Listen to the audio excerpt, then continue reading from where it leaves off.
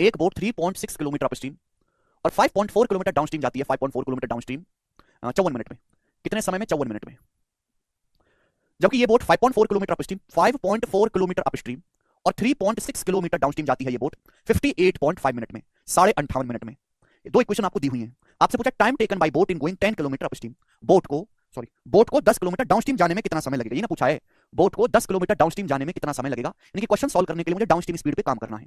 यहां पर भी दो इक्वेशन दी है। इस सवाल को भी जो मैंने आपको पीछे भी नॉर्मल तरीका समझाया है उस तरीके से कर सकते हो, लेकिन ये एक स्पेशल सवाल है और ये और जल्दी सॉल्व हो जाएगा। आप कहोगे सर कैसे जल्दी सॉल्व होगा? शिफ्टिंग के तरीके से। यहां शिफ्टिंग लग जाएगी। कैसे लगेगी शिफ्टिंग? देखो भाई, सभी लोग ध्यान से देखेंगे। यहां पर प्यारे बच्चे आपको समझने वाली बात यह है कि यहां पर दो इक्वेशन है, दोनों में सम फिक्स है।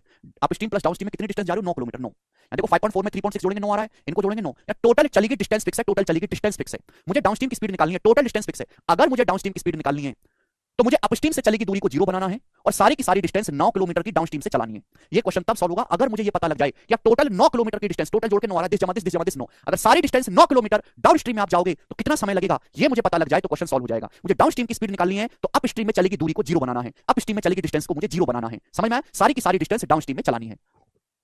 जब भी ऐसा सवाल आता है तो हम बढ़ती हुई डायरेक्शन में काम करते हैं। बढ़ती हुई डायरेक्शन में देखो 3.6 से 5.4, जब आप 1.8 किलोमीटर डाउनस्ट्रीम एक्स्ट्रा जाते हैं, 1.8 किलोमीटर डाउनस्ट्रीम एक्स्ट्रा चलते हैं तो समय कितना कम हो जाता है? 4.5 मिनट। 4.5 मिनट समय कम लगता है, दिखाई दे रहा है? हमेशा बढ़ती डायरेक्शन में काम करेंगे। जब 1.8 किलोमीटर डाउनस्ट्रीम एक्स्ट्रा जाते हो, 1.8 किलोमीटर, तो समय 4.5 मिनट कम लगता है। कितना समय कम लग रहा है? 4.5। 58.5 में से 54 माइनस करेंगे 4.5। ये मैंने आपको सिंपल इंटरेस्ट में भी सिखाया है। मैंने क्या बोला कि अपस्ट्रीम में चलेगी दूरी को 0 बनाना है। भाई ये 3.6 किलोमीटर की दूरी, ये 3.6 किलोमीटर अगर अपस्ट्रीम में ना जाके डाउनस्ट्रीम में चला जाए, अगर ये अपस्ट्रीम में ये 3.6 किलोमीटर डिस्टेंस अपस्ट्रीम से ना जाकर अगर डाउनस्ट्रीम से चला जाए तो कितना समय कम लगेगा? जवाब दो। 5.4 में 3.6 जोड़ेंगे 9 किलोमीटर अगर आप डाउनस्ट्रीम से जाओगे तो कितना समय लगेगा? जवाब दो। सभी बच्चे जवाब देंगे, वो कहेंगे सर 1.8 किलोमीटर एक्स्ट्रा जाते हो तो 4.5 मिनट कम लगता है। ये 1.8 का दुगना है 3.6, देखो डबल है सर, 1.8 का डबल 3.6 डबल है। ये देखा करो कितने गुना हुआ, कितने गुना हुआ, बस ये देखा करो। ये जितने भी सवाल करने का तरीका है, ये देखो कितने गुना हुआ। 1.8 का दुगना 3.6, यहां भी 4.5 का दुगना 9 मिनट कम, तो कितना समय कम लगेगा? 9 मिनट कम लगना चाहिए। तो 54 में से 9 मिनट कम यानी कि 45 मिनट। समझ में आया? 45 मिनट लगेगा। तो मैंने ये पता लगा लिया कि अगर आप 9 किलोमीटर डाउनस्ट्रीम जाओगे, 9 किलोमीटर डाउनस्ट्रीम जाओगे तो 45 मिनट लगेगा, 5 गुना। 9 किलोमीटर डाउनस्ट्रीम जाओगे तो समय 45 मिनट लगेगा, 5 गुना 9 पंजे 45। तो अगर आप 10 किलोमीटर डाउनस्ट्रीम जाओगे तो समय कितना लगेगा? 5 गुना 50 मिनट। ये आंसर है, बी ऑप्शन, खत्म।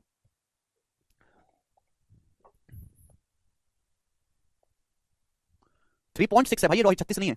9 किलोमीटर डाउनस्ट्रीम जाओगे 45 मिनट लगेगा, 5 गुना। पूछा 10 किलोमीटर डाउनस्ट्रीम में कितना समय लगेगा? 5 गुना 50 मिनट, खत्म। तो देखो अगर इस तरह का सवाल पेपर में आता है जहां पे टोटल सम फिक्स है डिस्टेंस का, तो आपको इस तरीके से ज्यादा मेहनत नहीं करनी पड़ेगी जैसे हमने इन पिछले सवालों में किया। तो बहुत मेहनत करनी पड़ी हमको।